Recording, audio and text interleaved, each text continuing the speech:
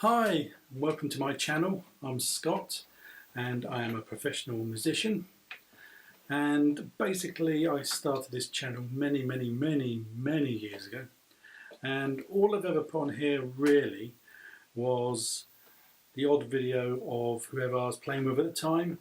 So whether it was the Searchers or Now I'm Here or Elvis Returns, and during lockdown I recorded some videos in this studio which I then uploaded. And obviously quite a lot of those videos got quite a lot of views. For example, one of the Searchers ones, the drum cams I did, got about 26,000 views, which is amazing. And Radio Gaga by Queen, I think it's got over 40,000 views, which is staggering to think really. But obviously in this world of monetization, all that money that generated has gone straight to record labels, because obviously I didn't own those songs. And so I've decided to do a bit more content. I'm hoping to put a video up at least once a week. But I've decided to go from a bit more of the what goes on behind the scenes view. I used to put quite a lot of pictures up on Facebook when I was in the Searchers, of pictures from behind the scenes, and quite a lot of people liked them. Obviously now I wish I'd done a lot more videos, but it was mainly pictures I did at the time. So now I am going to focus a bit more, as I said, on videos of what goes on behind the scenes. Because one of the things that's shone through over the years of playing is that some people think that we being musicians, just suddenly materialise at the venue. We're teleported in and teleported out. And that's not the case. A prime example for a drummer, we did a gig recently with Elvis Returns at a festival, and we had to use all our own gear. So we agreed to be there at 3 o'clock. We weren't on stage till 9:15, but the actual people wanted us there quite early. In order to be there for 3 o'clock, I had to leave at 12 from Ellsbury, because it was in Wincanton. And that meant loading up around about 10 o'clock in the morning. We got to the venue, and unloading for the actual stage we were playing on was actually, space-wise, was very limited. At the back was the storage for quite a lot of vendors, food vendors, and a pub that was there.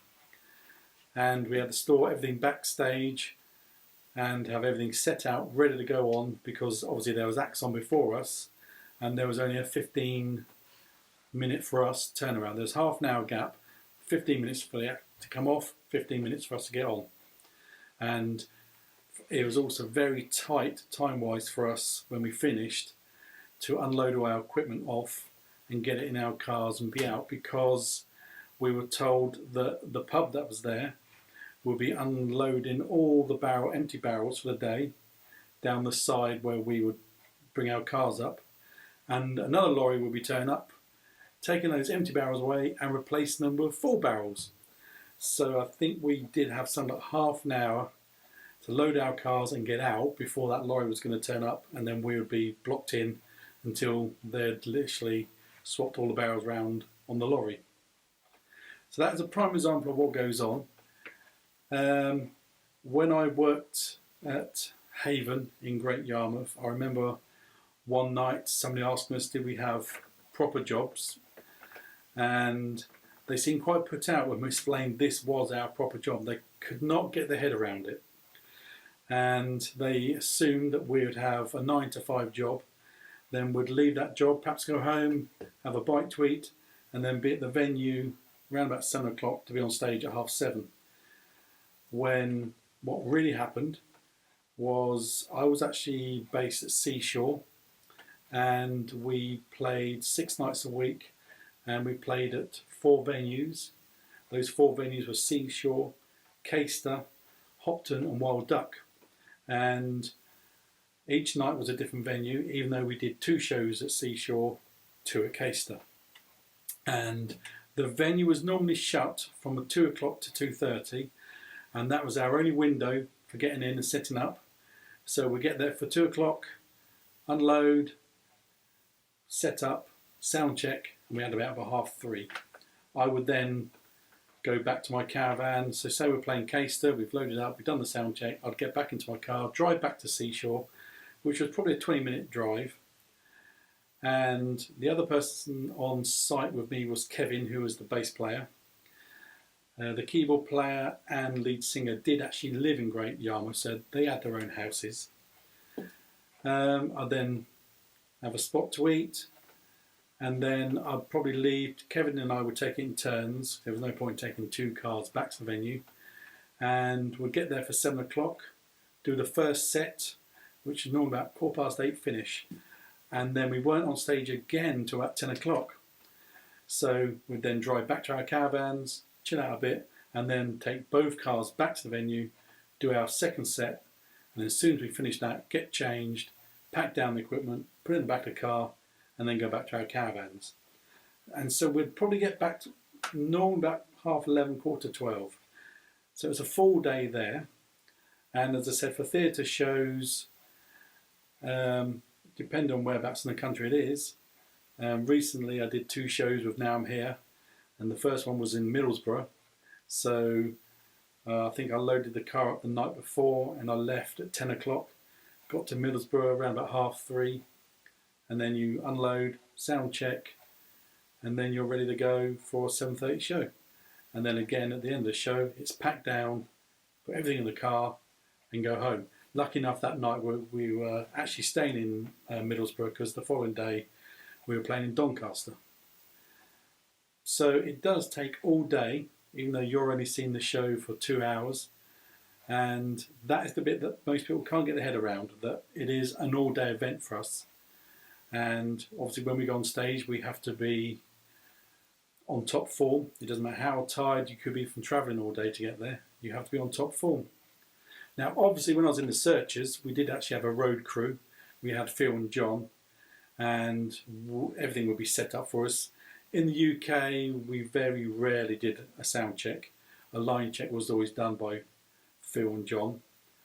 And we would normally turn up, well I would normally turn up at the venue around about 3:30, 4 o'clock. Frank and John would normally turn up about 2 o'clock, sometimes before the road crew. I would then walk around the town for a bit and then meet up with Phil and John. We'd go to the Wetherspoons, get some food, back at the venue for about 6:30, and then just chill out a bit watching videos on your laptop, and then obviously did the show at 7:30. For places like Warner's and stuff, some venues fed you, some didn't. So I'll normally turn up 6, 7 o'clock, depending on whereabouts it was and if you're getting food or not. And we'll normally be on stage about 9:30 at Warner's. So there's no point getting there too early, because there's literally nothing to do. And very, very rarely did you have a backstage area. It was normally a broom cupboard. All 4 of us, well, all 4 members of the band plus the 2 road crew were sat in. So you really didn't turn up as early as you could for those, because there was literally no point. When we played abroad, we would normally do a sound check, so it wouldn't be our equipment we were using.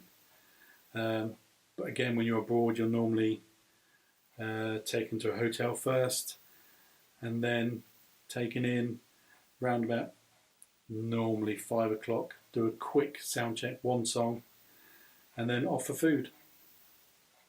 So the idea now is that I will do videos and post videos showing you what goes on, the setup process. So it'll be me loading the car, telling you what time I'm setting off.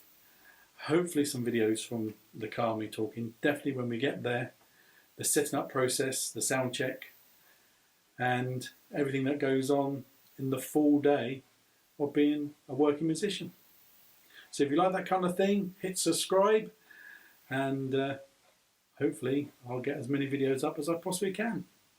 Thank you.